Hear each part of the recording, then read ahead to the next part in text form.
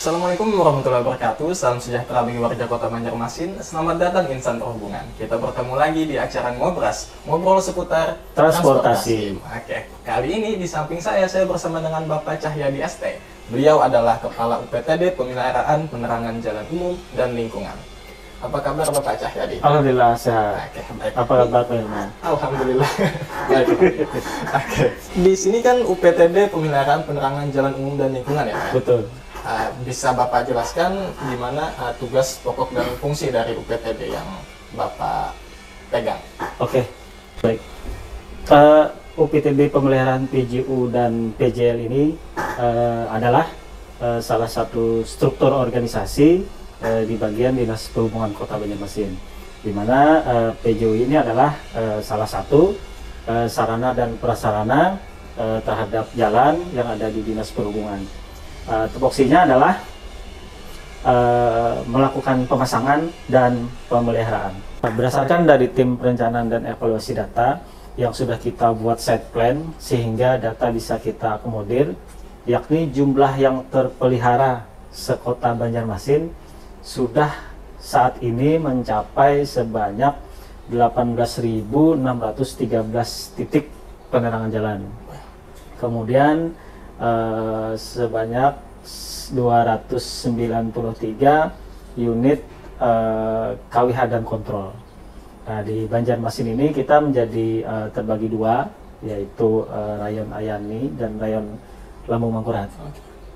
Di Rayon Ayani sendiri itu PJL-nya adalah sebanyak 6.388 titik. Kemudian untuk PJL di daerah Lamang itu sebanyak 7.453 titik. Unit daripada di tim kita ini adalah ada 3 unit. Yang pertama adalah perencanaan dan evaluasi data, kemudian juga ada pemeliharaan dan perbaikan, kemudian juga ada persediaan barang. Nah, dari 3 unsur ini kita kolaborasi yang namanya sebagaimana visi misi pimpinan, yaitu pelayanan yang optimal terhadap publik. Nah, pelayanan kita di sini adalah melakukan pemasangan dan juga melakukan pemeliharaan. Nah, pemasangan adalah dari yang tidak ada titik atau dari jalan yang gelap, kita adakan supaya menjadi jalan terang. Dari yang tidak ada titik menjadi ada titik. Nah, proses melakukan pemasangan adalah tentunya kita mempunyai 3 unsur. Yang pertama kita survei mandiri, kemudian yang kedua kita berdasarkan dari proposal warga sendiri, dan juga pokok pikiran dari para dewan. Nah, dari 3 unsur ini kita bisa tindak lanjuti di lapangan, kemudian kita koordinasi dengan tokoh masyarakat setempat, bahkan juga RT untuk kita lakukan pemasangan, dan tentunya harus kita identifikasi kebutuhan bahannya dulu, seperti itu. Nah, itu kita survei. Setelah kita sesuai dengan kriteria terhadap lingkungan, terhadap lebar jalan, tekstur tanah, yang ada sungai apa tidak gitu. Nah, kemudian kalau sudah kita lakukan pemasangan. Setelah pemasangan ini kita lakukan evaluasi data. Kita evaluasi data yang mana ada penambahan, kita evaluasi mengenai jumlah tiang, kemudian jumlah lampu, terus dayanya apa aja, seperti itu. Oke, Pak, dari sekian belas ribu titik lampu tadi ya, Pak, apakah itu semua masuk ke jalan raya atau ada masuk ke lingkungan? Oke, baik.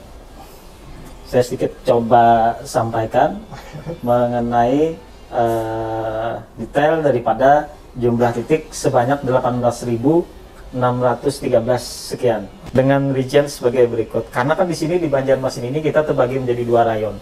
Jadi Rayon Ayani dan Rayon Lambung Mangkurat. Nah, untuk Rayon Ayani sendiri itu terdapat sebanyak 8.686 titik. Sedangkan untuk Rayon Lambung Mangkurat sebanyak 9.927 titik dengan 150 titik lokasi panel. Kita kenapa jadi ada 2 rayon atau 2 wilayah? Karena sistemnya kan Banjarmasin ini belah sungai. Iya, belah sungai. Dibelah sungai oleh Sungai Martapura. Nah, mengacu juga sama prinsipnya dengan pihak PLN, dia juga memakai dengan sistem rayon Ayani dan Lamang. Jadi kita samakan karena koordinasinya hubungannya juga dengan PLN terkait dengan pembayaran, sistem kelistrikan dan lain sebagainya. Nah, itu kenapa kita harus juga ada pembagian rayon terkait dengan jaringan kita tidak ada yang menyeberang sungai gitu, Pak.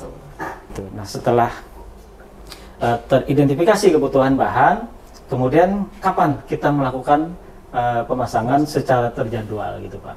Oh, jadi sudah ada dijadwalkan ya, Pak? Begitu, betul. Nah, begitu sudah terjadwal, kita lakukan pemasangan. Kemudian kita lakukan pemasangan ini, kita evaluasi lagi Pak datanya, Pak. Oke. Kita evaluasi yang mungkin dari 18.613 titik tadi bisa kita pasang, itu kan akan bertambah gitu. Iya, betul. Nah, ini yang harus kita evaluasi dengan rincian data-datanya. Seperti tiangnya jenis apa, kemudian daya lampunya berapa watt dayanya gitu kan, kemudian jenis kabel. Tapi rata-rata kalau jenis kabelnya itu memakai jenis kabel twisted atau kabel udara. Oh, jadi kata-kata hampir memakai kabel itu semua ya, Pak? Betul. Nah, untuk pemeliharaan sendiri sebenarnya memang kita ada dua strategi, Pak. Ketika sudah terpasang tentunya harus kita lakukan pemeliharaan sesuai dengan asas manfaatnya.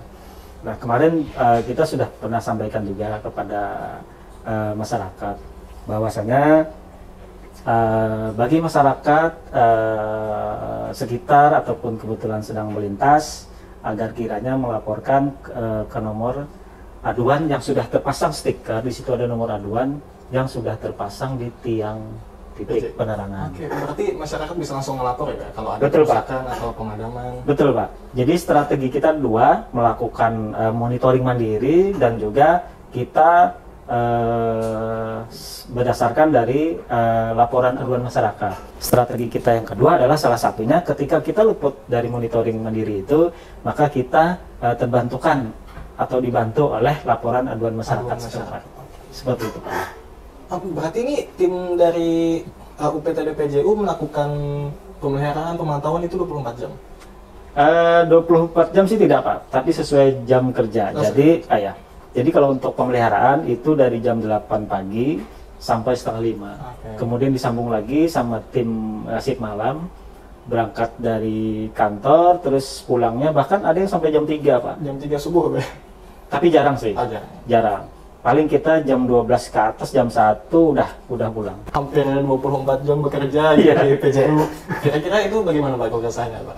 Kalau kesahnya, kalau kesahnya sih lumayan banyak, Pak.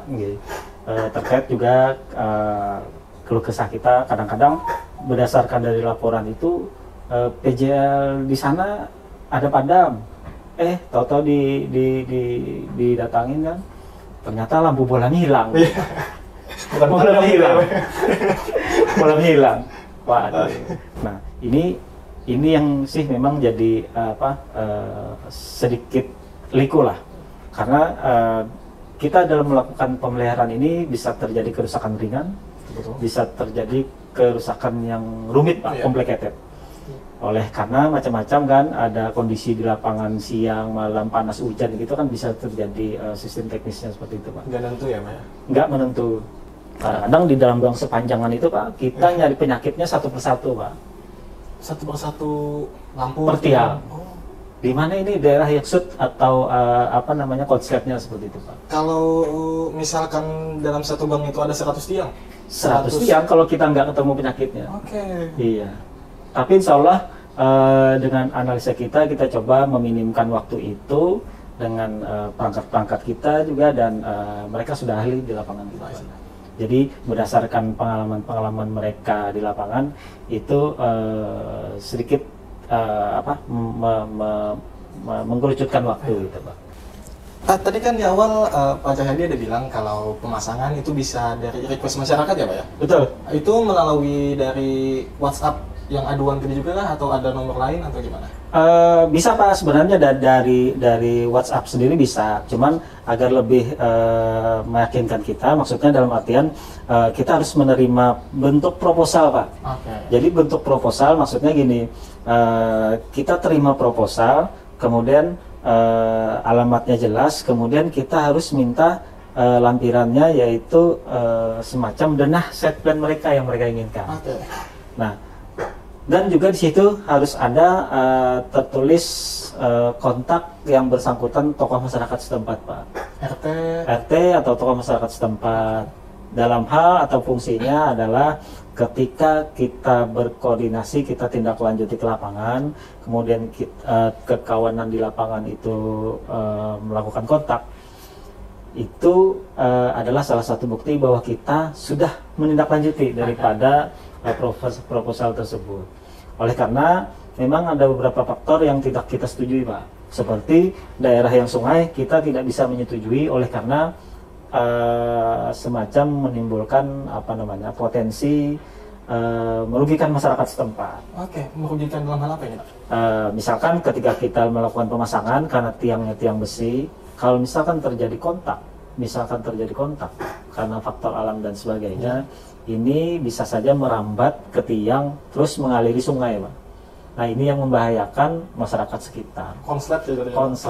Bahaya sih. Seperti itu, Pak. Untuk pemasangan itu apakah dikenakan biaya, Pak, kalau seandainya di-approve gitu?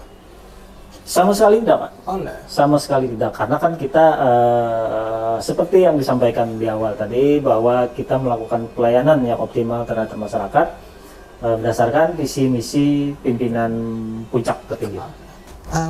Jadi kan tadi titik lampu ada 80.000 sekian ya, Pak ya? Betul. Kemudian pemasangan gratis, terus yang kerja lumayan pakai shift ya sistemnya, Shift, Pak ya? siang dan malam.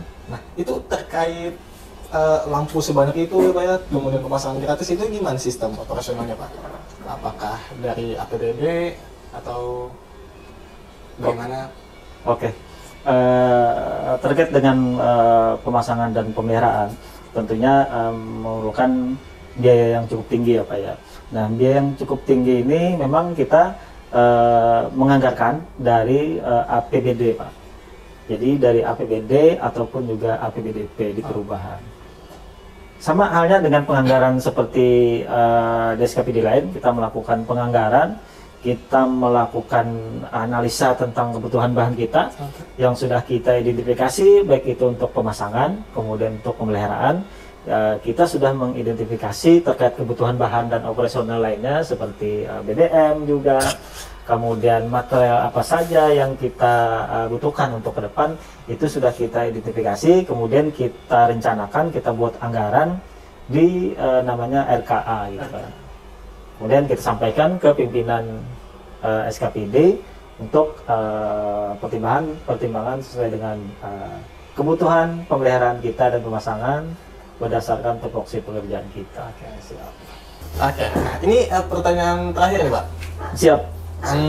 Kan tadi yang Bapak jelaskan kalau titik di PJU ada 18.000 sekian, kemudian yang di-highlight lagi pemasangan gratis ya, Pak ya? Betul. Nah, apakah ada kewajiban untuk UPTD PJU dan pemeliharaan lingkungan untuk berkontribusi untuk PAD dan bagaimana cara meningkatkannya?